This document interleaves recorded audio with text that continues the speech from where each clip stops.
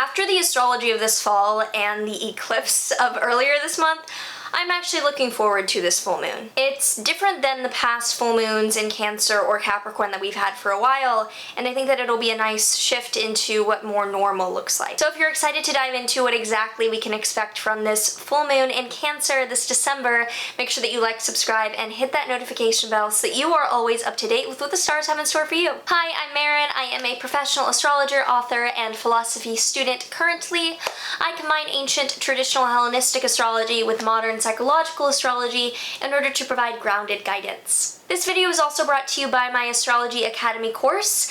This is a perfect time with the holidays coming up if you are looking to dive into something that is a return on investment with what you will get out of learning. This course is a comprehensive deep dive into the foundations of Western astrology. This includes history, philosophy, technical concepts, counseling considerations, and a step-by-step guide to reading a chart. If you are not ready for an entire course but still want to learn astrology, I have a set of free webinars down below, one on how to start learning astrology and the other on meeting the moon in astrology. So if you want to learn about either of those things, everything is down in the description below. So this is a full moon in Cancer happening on December 29th, 2020 at 10:28 p.m. Eastern Time. This is the first full moon in Cancer in years that we have not had the nodes in fucking shit up. The nodal axis was in Cancer and Capricorn for a year and a half until earlier in 2020. So this is a pure simple full moon in Cancer that is not hindered or very eclipsified, so to speak. The moon is at home in Cancer, and it's in the first decan here, which is associated with the Two of Cups tarot card, which is it's this Lord of Love naive card of infantile teenage love in a way. And it's opposite to the sun in Capricorn, in the first decan of Capricorn, which is associated with the Two of Pentacles, which is the Lord of Change. And this is not change necessarily upward or downward, but usually an adjustment, like on the same horizontal level, but we're adjusting. And it's often about moving location or moving mindset patterns. Like we are recalibrating, we're adjusting. And full moons are always times of the sun opposite to the moon, high point in visibility, and therefore a high point in release. So I think we're releasing some naivete that's not like a hard letting go, but we're like, oh, I need to adjust to this. There is a new reality, and we are changing accordingly in a pretty neutral sense as to whatever the fallout of the Jupiter-Saturn conjunction has been. So if you already know what houses of Cancer and Capricorn this is happening in your chart, let me know in a comment down below as to where this is showing up for you. The sun in Capricorn is conjunct Mercury, so whenever Mercury is underneath the sun's beam, so to speak, it's hidden, it's hindered, it's obstructed, it is blinded. And Mercury has been underneath the sun's beams for several lunations in a row now, which I think has been a common theme of us not really understanding all the information at play. I think 2020 has that in store, and these lunations reflect how we often don't understand what these larger events are representing because we don't have all the information in hand. And it is pretty straightforward that we are releasing naivete to deal with the material circumstances that just need to change. But the fact that Mercury is hindered here does represent a bit of like, we don't really have all the facts around why we're changing here yet. It is in a sign-based square to Mars in Aries, so both the sun in Cap and the moon in Cancer are square to Mars in Aries. It's not cute to have both malefics in square during a lunation, but it's not new, and they're far apart by degree. So even though they are in a sign-based square, they're pretty far away by degree, and it's this tension of wanting to move full speed ahead while knowing that there's multiple levels of adjustment in store for what moving ahead really means in each of our independent circumstances. The Jupiter-Saturn conjunction is very strong here, and I have a full video on the Jupiter-Saturn conjunction and how much of a pinnacle alignment it is of the new age that we're moving into, but it's this new reality that's being ingrained.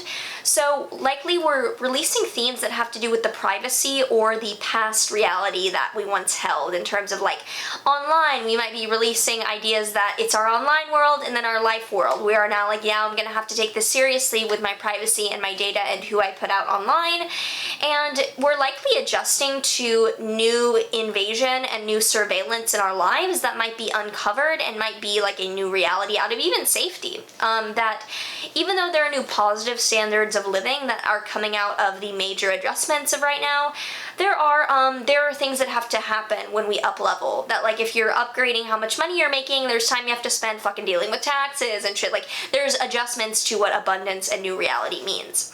There's a tight trine from the Sun-Mercury conjunction in Capricorn to Uranus and Taurus, so then there's a sextile from the Moon to Uranus, but this trine from the elements, from the Earth elements here is a really nice grounding force, and with the Sun-Mercury trining Uranus, the liberatory, rebellious planet, I really like this novelty in letting go, how we're like, yeah, I'm gonna ground down the new, and I'm excited to let go of this old, basically. So this is kind of pretty straightforward and cute in a way. Like it's not on the nodes, it's not really fucked up with like Neptune or anything super confusing. It's pretty straightforward, letting go of the naivete that we are ready to let go of. So let's pull a tarot card from my Dark Angels tarot deck and see what is coming up here.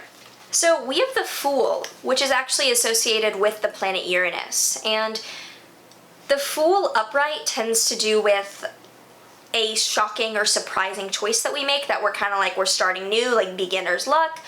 Inverted means that we know what's going to happen when we do this, that there's no mystery here, like it's straightforward, and I think that that makes sense. Like this is a pretty straightforward Sun in Capricorn, full moon in Cancer, we're going forward with it. Now for a Witch's Wisdom oracle card here, let's see what comes up. We have Pentacle, respect. Let's see this. When you wish upon a star, 5 points tell of who you are. Wherewith pride respect is key, as you honor its sanctity. This magic is worked with harm to none, so mote it be there it is done. Pride, respect, honor, those are very Sun and Capricorn themes, the achievement of the Sun in the sign of Capricorn, and this respect is very Cancerian, of honoring, you know, our roots and where we came from and the internal feelings. And I think that this shift is kind of like, yeah, I'm here and I'm gonna let go of what is old emotionally and stagnant, and carrying with the theme of cleaning out of 2020, I'm going to release that which is finally, you know, the fruit is ripened and I'm ready. So with this full moon, it's not something that I think is going to be like a big whirlwind. I see it as, you know, a collective letting go. And if you look to the Cancer Capricorn axis in your chart and you can see the realization of naivete in the Cancer house and the adjustments therefore in the Capricorn house, it's a good preview of how you're going to be releasing the old chapter of what used to be done, and in typical Capricorn Sun fashion, stepping into your duty and doing the damn thing. So if you enjoyed this and you want to check out the Astrology Academy or the Meet the Moon course or my webinars, everything is down below, so feel free to take a look at those. Otherwise, do let me know how you're feeling about this, the first lunation in a while of late in the year that won't have the nodes in Cancer Capricorn, so let me know how it's falling in your chart or any stories. Like, subscribe, do all the things, and I will see you in the next one.